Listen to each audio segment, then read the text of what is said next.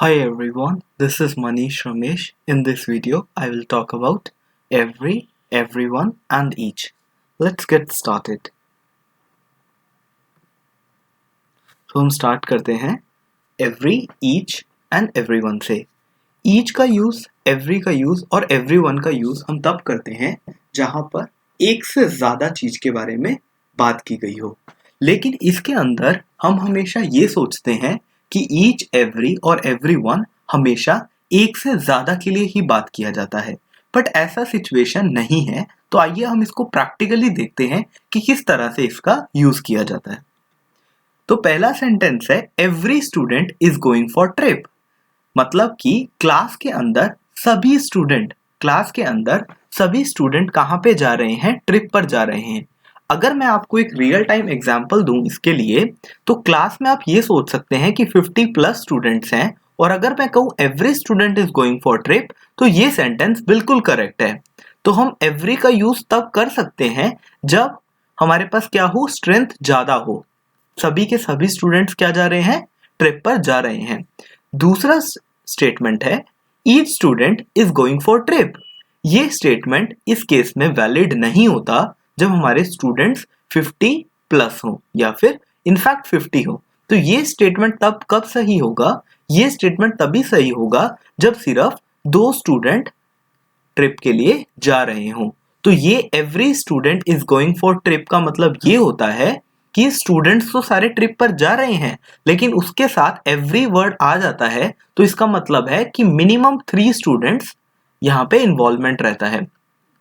Okay, everyone is going for trip, इसका मतलब क्या है? सभी स्टूडेंट्स ट्रिप पर जा रहे हैं. अगर मैं कहूं, क्या मैं ये फर्स्ट वाला सेंटेंस को बोलूं या फिर मैं everyone is going for trip बोलूं? क्योंकि सेकंड सेंटेंस तो गलत है. क्योंकि हमारे पास क्लास की, मैं आपको एक एग्जांपल देता हूं डिटेल्ड. मेरे पास क्लास की स्ट्रेंथ है 50. ओके, 50 स्ट्रेंथ है और मुझे पता है each student is going to trip नहीं हो सकता, क्योंकि यहाँ पे सिर्फ ईच का यूज तभी हो सकता है जब मेरे पास सिर्फ 2 स्टूडेंट हो. ओके, अब जो इस सिचुएशन में 50 प्लस स्टूडेंट्स हैं, अब मैं एग्जैक्ट मान के चलता हूँ कि क्लास में 50 स्टूडेंट्स हैं, वो कहाँ जा रहे हैं? ट्रिप पर जा रहे हैं. तो every student is going for trip ये भी बोल सकते हैं. दूसरे केस में everyone is going for trip ये भी बोल सकते हैं. लेकिन इसमें जो माइन्यूट डिफरेंस है वो ये है, जब हम बोलते हैं every student is going for trip तब 50 स्टूडेंट्स जा रहे हैं. जब मैं बोलता हूँ everyone is going for trip तब भी 50 जा रहे हैं. लेकिन फर्स्ट सेंटेंस में एवरी स्टूडेंट कहा गया है, तो इस केस में सिर्फ स्टूडेंट जा रहे हैं. लेकिन एवरीवन कहने से हमें नहीं पता कि एवरीवन में और कौन कौन है. शायद यहाँ पे 2 टीचर्स हो सकती हैं, शायद यहाँ पे 3 टीचर्स हो सकती हैं, यहाँ पे 4 टीचर्स हो सकती हैं. ओके, तो एवरीवन के केस में बहुत सारे लोग आ जाते हैं. ओके, तो यहाँ पे टीचर्स भी हो सकती हैं, जो बस का ड्राइवर भी हो सकता है. लेकिन जब हमने कहा एवरी स्टूडेंट, तो यहाँ पे सिर्फ स्टूडेंट की बात की गई है. तो मैं आपको एक क्विकली ब्रीफ कर देता हूँ. ईच का यूज तब किया जाता है, ईच का यूज तब किया जाता है फॉर लेस देन 2.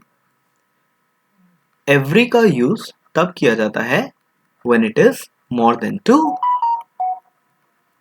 और everyone का तब यूज किया जाता है जब सभी जा रहे हैं, स्टूडेंट्स, टीचर्स और वहां पे जो भी अवेलेबल था वो लोग सभी जा रहे हैं. तो उसके लिए हम क्या यूज करते हैं? एवरीवन का यूज करते हैं. आई होप ये बेसिक अंडरस्टैंडिंग आपको क्लियर होगी. आइए नेक्स्ट एग्जांपल देखते हैं. मेरी फैमिली में, okay, in my family everyone is going to market. जब मैंने वर्ड किया एवरीवन, तो अगर मेरी फैमिली में 5 मेंबर्स हैं तो 5 के 5 मेंबर्स ही कहाँ जा रहे हैं? मार्केट जा रहे हैं. Every aged person is going to market. Okay, तो जब हमने वर्ड यूज किया एवरी एजेड, देखो इससे क्या पता लगता है? एवरी एजेड से क्या पता लगता है कि घर के सिर्फ एज्ड लोग ही जा रहे हैं मार्केट में. लेकिन यहाँ पे मैंने एवरी का यूज किया, इससे ये पता लगता है कि कम से कम आपके घर में 3 एज्ड लोग हैं. कम से कम 3 एज्ड लोग हैं. अगर 3 से कम होते आपके घर में, तो आप यहाँ पे क्या कर सकते, यूज क्या कर सकते थे?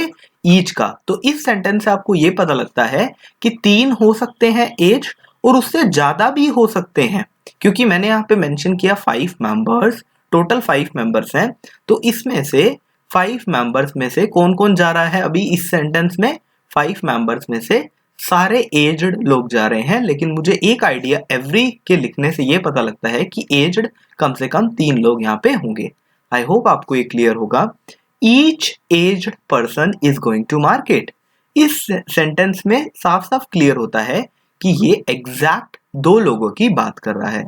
आई होप आपको ये क्लियर होगा इस वीडियो में। ओके, आइए नेक्स्ट एग्जांपल लेते हैं। देखो ये एक प्रॉब्लम दे रखा है। ओके, इसमें क्या है, आपके घर में 4, आप ये मान लीजिए कि पूरी टोटल जो फैमिली की स्ट्रेंथ है वो है 16 मेंबर्स की। 4 young males, 3 young female, 3 aged female, 2 aged males, 4 kids.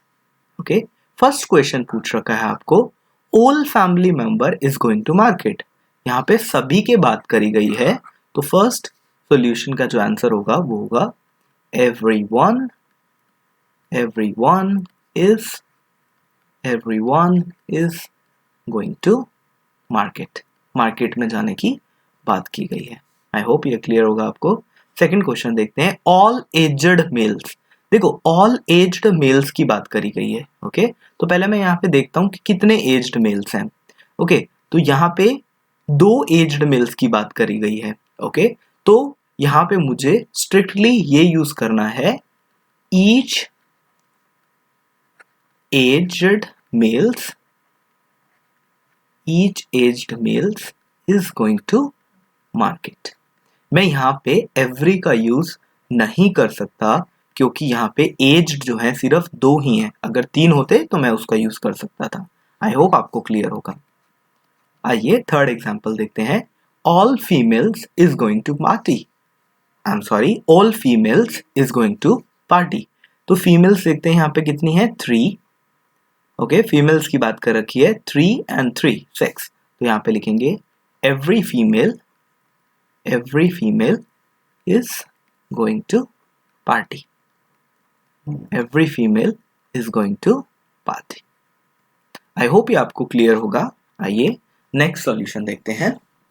Next question है, फैमिली मेंबर्स में 2 यंग मेल्स हैं, 4 यंग फीमेल्स हैं, 2 एज्ड फीमेल हैं, 2 एज्ड मेल्स हैं और 5 किड्स हैं।